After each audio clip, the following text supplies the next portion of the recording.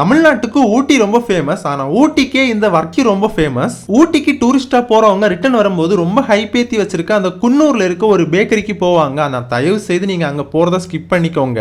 ஏன்னா ஊட்டியிலே சூப்பரா லைவா இந்த மாதிரி மேனுஃபேக்சரிங் பண்ணி கொடுக்குற ஒரு சூப்பரான ஸ்பாட் இருக்கு. 1 இல்ல 2 இல்ல 3 இல்லன்னு வரிசையா ஒரு ஸ்ட்ரீட்டே இங்க இருக்கு. அதுலயும் வர்க்கின்னு சொன்னா இந்த மைதால பண்ற இந்த ஒரு கேட்டகரிக்கு மட்டும் தான் தெரியும். ஆனா இங்க ஸ்பெசிபிக்கா கோதுமையில வர்க்கி பண்றாங்க. ஸ்வீட்டே இல்லாம சுகர் பேஷண்ட்ஸ்க்கு எல்லாமே வர்க்கி பண்றாங்க.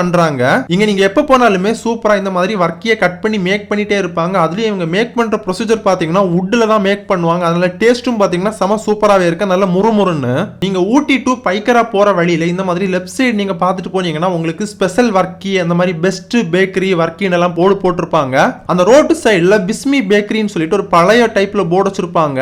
இதுக்கு உள்ளால போனீங்கன்னா இங்கேயே செம சூப்பரான வர்க்கி பிஸ்கெட்ஸ் எல்லாமே மேக் பண்ணி கொடுத்துட்டு இருப்பாங்க. அதுக்கு பக்கத்திலே கோதுமையில பண்ற வர்க்கியும் இருக்கு. நீங்க வாங்கி டேஸ்ட் பண்ணி பார்த்து கூட நீங்க வாங்கிக்கலாம். உங்க எல்லாருக்குமே தெரியாத ஒண்ணு ஷேர் பண்றேன். நீங்க ஊட்டிக்கு போனீங்கன்னா போர்டு வச்சிருப்பாங்க 1 கிலோ வர்க்கி இவ்வளவு ரூபான்னு. ஆனா அங்கோட லோக்கல் பீப்புளுக்கு அதோட கம்மியா தான் கொடுப்பாங்க. ஆனா நீங்க கேட்டீங்க அப்படின்னா கண்டிப்பா எனக்கு லோக்கல் பீப்புள் ரேட் கொடுங்கன்னு சொன்னா கண்டிப்பா கம்மி பண்ணி கொடுப்பாங்க. அதோட பிரைஸ் அவங்க போட்ல போட்டிருக்கிறதோட அரௌண்ட் 50 ரூபீஸ் சேஞ்ச் ஆகும். நாங்களும் அங்க இருந்த ஒரு சில கடைகள் கொஞ்சம் வர்க்கியை வந்து ஸ்ப்ரெட் பண்ணி வாங்கிட்டு நாங்க கிளம்பிட்டோம். பாய்.